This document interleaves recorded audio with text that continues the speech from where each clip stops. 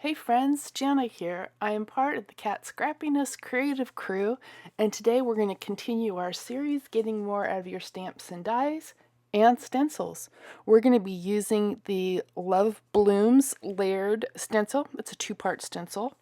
We're going to be using the mason jar shaker and some pink shabby glitter mousse. So I'm going to start off with taping my paper down to my stencil.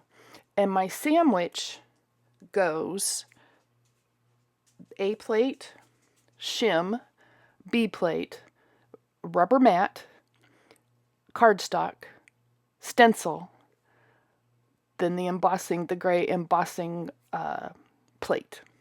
And I'm going to run that through. And what that's going to do is it's going to use the spaces, the gaps in the stencil to emboss my cardstock. And I'm just doing kind of the leafery part. And then we are going to take that and we're going to add the glitter mousse with the second part of the stencil. But I love how this gives it just a real subtle texture.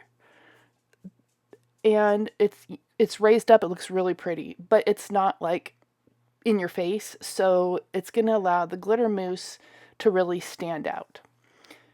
So I'm just grabbing my sticky mat, and then you're going to see me struggle with how I line up the stencil. And it takes me a bit, but I finally get it. All right, we got it.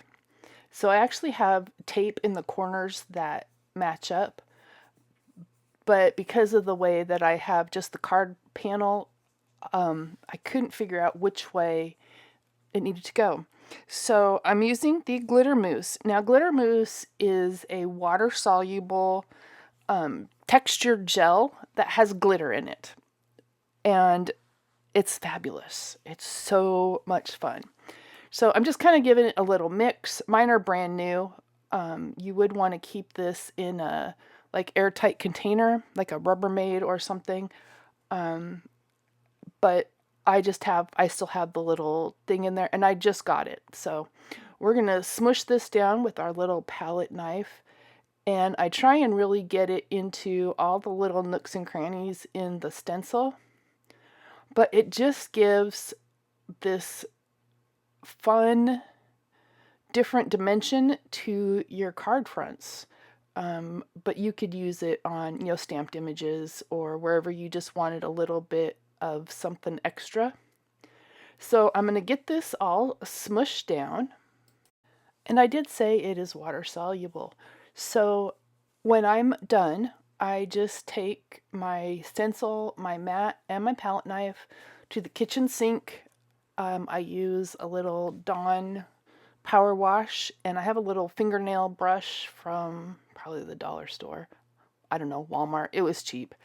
And I just use that to scrub out like the insides of the stencil. And then I just set them to dry.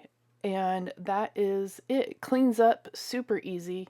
You will want to make sure though that you keep it tightly sealed so that it doesn't dry out. So that's why I was saying like in a Rubbermaid container or something, like a sandwich container that'll, snap down shut and keep it nice and not dried out. I'm not going to say that M word, the opposite of not dry.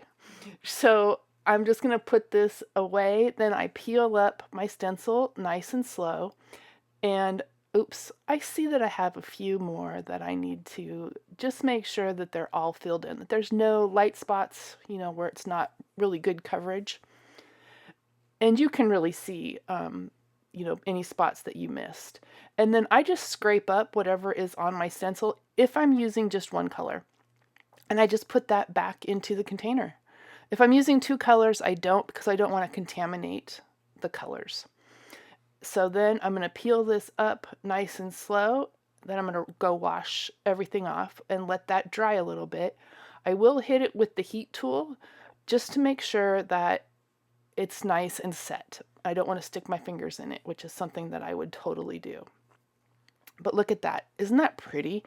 And you can't really see it from here, but the leafery embossed image part that we did is gorgeous, and it just kind of sets off the hearts.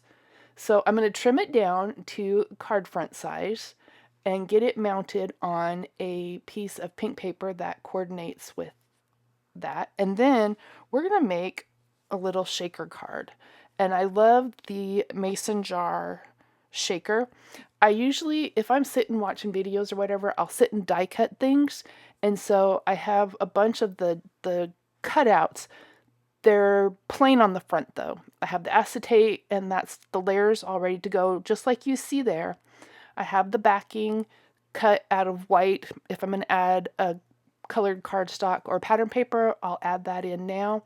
And then I use the outline-ish die to cut the pattern paper for the front. I was just picking out some of the bigger images that were going to be too big, and I didn't realize it, but the one that's really shining there is actually a blue little rhinestone piece, but that's all right. We just leave it in there because I don't catch it until after I get the backing on. So I'm just peeling up the strips off my adhesive tape, and I cut the backing. It's not a full back. It just covers basically the shaker bits. But I use this cup for so many things, and it is the mason jar shaker, but it comes with a lemon slice, a berry. You can do different tops on it, a straw, but just so fun. And you could use it as a shaker, or you could just use it as a decorated little embellishment. But I love the shakers, and Kat has come out with so many new shaker bits and shaker mixes. You'll definitely want to check those out. So I use adhesive on top of my foam just to make sure that I've got a really good stick. We don't want any of those bits escaping. So then I take the little label from the set, and you'll see in the little tray over there, that's the Simply Sentiments. And there's some Christmas ones in there too, but I just stamp them all out, cut them all out, and then I keep them in this little container so that if I need to find just the perfect sentiment, I have one. So I got Enjoy Your Special Day. And I'm going to pop this up on some foam tape, and yes, there is a lot of dimension to this card.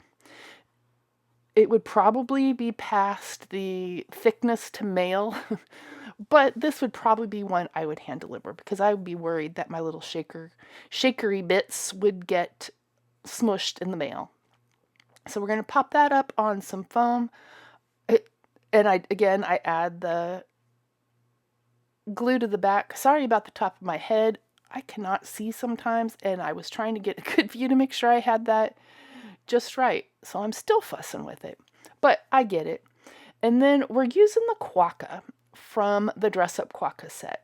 And if you know me, if you know my channel, you know I'm slightly obsessed with the Quokkas. I love coloring them. They just make my heart happy. And I thought I was going to pop this up on some craft foam because I thought it was going to need to stick over, but I slide it over a little bit farther onto the mason jar, and I don't need the foam, so I'll pull that off. But if I needed the foam, this is how I do it. Sorry about that. So I'm just going to stick him on the thing because I wanted him not really centered, but more of a focal point. And then all that's left is to glue down our mason jar shaker onto our card and get that, and put our label on and get that attached to our card base. And I love how this turned out, but using your stencils for embossing is another way to get more mileage out of your stencils.